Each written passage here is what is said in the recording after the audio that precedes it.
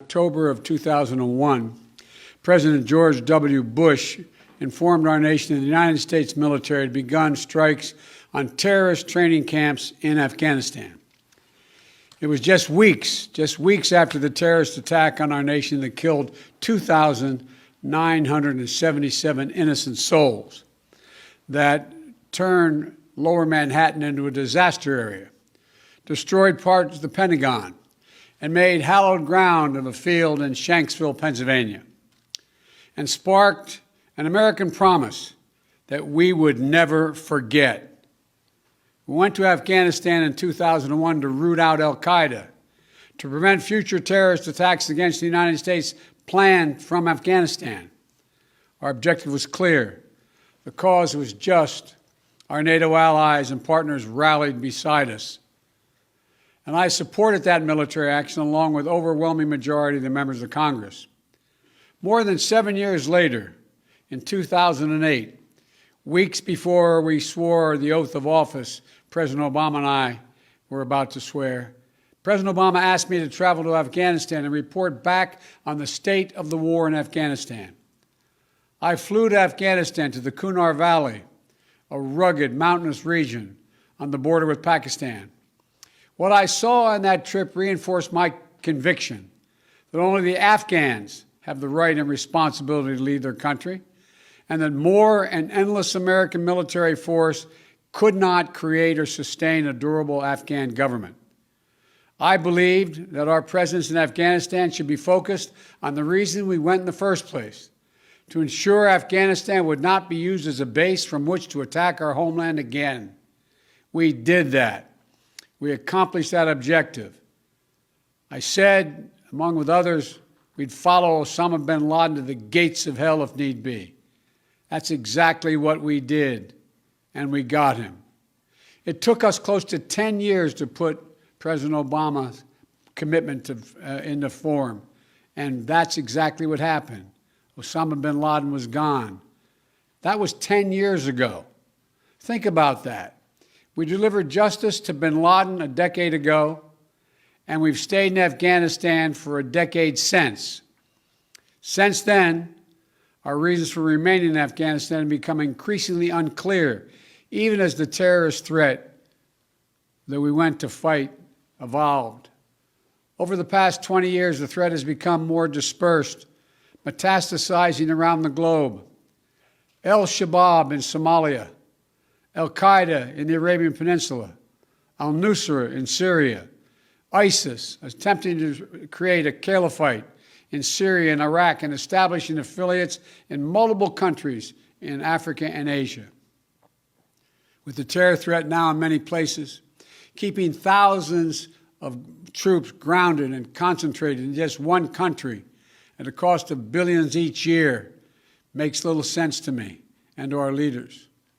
We cannot continue the cycle of extending or expanding our military presence in Afghanistan, hoping to create ideal conditions for the withdrawal and expecting a different result.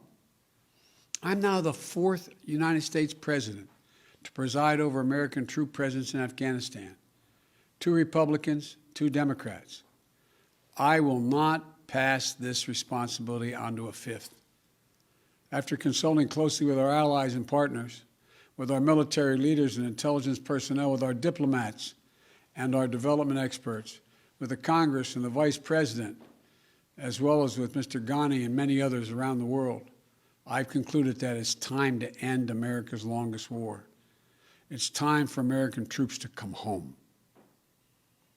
When I came to office, I inherited a diplomatic agreement duly negotiated between the government of the United States and the Taliban that all U.S. forces would be out of Afghanistan by May 1, 2021, just 3 months after my inauguration.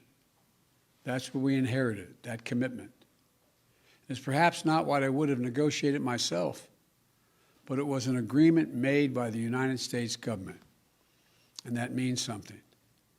So in keeping with that agreement and with our national interest, the United States will begin our final withdrawal, begin it on May 1 of this year. Will not conduct a hasty rush to the exit. We'll do it responsibly, deliberately, and safely. And we will do it in full coordination with our allies and partners who now have more forces in Afghanistan than we do. And the Taliban should know that if they attack us as we draw down, we will defend ourselves and our partners with all the tools at our disposal. Our allies and partners have stood beside us, shoulder to shoulder in Afghanistan for almost 20 years, and we're deeply grateful for the contributions they have made to our shared mission and for the sacrifices they've borne. The plan has long been in together, out together. U.S. troops, as well as forces deployed by our NATO allies and operational partners, will be out of Afghanistan before we mark the 20th anniversary of that heinous attack on September 11th.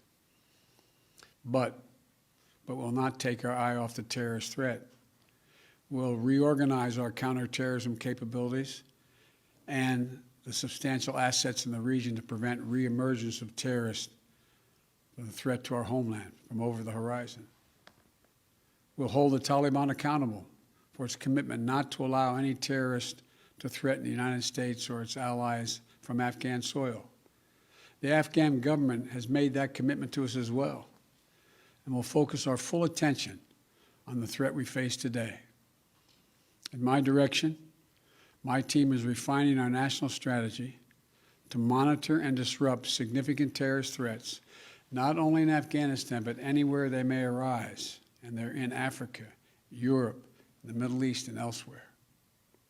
I spoke yesterday with President Bush to inform him of my decision. While he and I have had many disagreements over policy throughout the years, we're absolutely united in our respect and support for the valor, courage, and integrity of the women and men of the United States Armed Forces who served. I'm immensely grateful for the bravery and backbone that they have shown through nearly 2 decades of combat deployments. We as a nation are forever indebted to them and to their families. You all know that less than 1% of Americans serve in our armed forces. The remaining 99% of them, we owe them. We owe them. They've never backed down from a single mission that we've asked of them. I've witnessed their bravery firsthand during my visits to Afghanistan. They've never wavered in their resolve. They've paid a tremendous price on our behalf. And they have the thanks of a grateful nation. While we'll not stay involved in Afghanistan militarily, our diplomatic and humanitarian work will continue. We'll continue to support the government of Afghanistan. We will keep providing assistance to the Afghan national defenses and security forces. And along with our partners, we have trained and equipped a standing force of over 300,000 Afghan personnel today and hundreds of thousands over the past 2 decades. And they'll continue to fight valiantly on behalf of the Afghans at great cost. They'll support peace talks, as we will support peace talks between the government of Afghanistan and the Taliban facilitated by the United Nations. And we'll continue to support the rights of Afghan women and girls by maintaining significant humanitarian and development assistance. And we'll ask other countries in the region to do more to support Afghanistan, especially Pakistan, as well as Russia, China, India, and Turkey. They all have a significant stake in the stable future for Afghanistan. And over the next few months, we'll also determine what a continued U.S. diplomatic presence in Afghanistan will look like, including how we'll ensure the security of our diplomats. Now look, I know there are many who will loudly insist that diplomacy cannot succeed without a robust U.S. military presence to stand as leverage. We gave that argument a decade. It's never proved effective. Not when we had 98,000 troops in Afghanistan, and not when we were down to a few thousand. Our diplomacy does not hinge on having boots in harm's way, U.S. boots on the ground. We have to change that thinking. American troops shouldn't be used as a bargaining chip between warring parties and other countries. You know, that's nothing more than a recipe for keeping American troops in Afghanistan indefinitely. I also know there are many who will argue that we should stay fighting in Afghanistan because withdrawal would damage America's credibility and weaken America's influence in the world. I believe the exact opposite is true.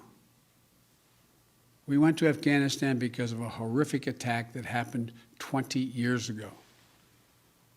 That cannot explain why we should remain there in 2021.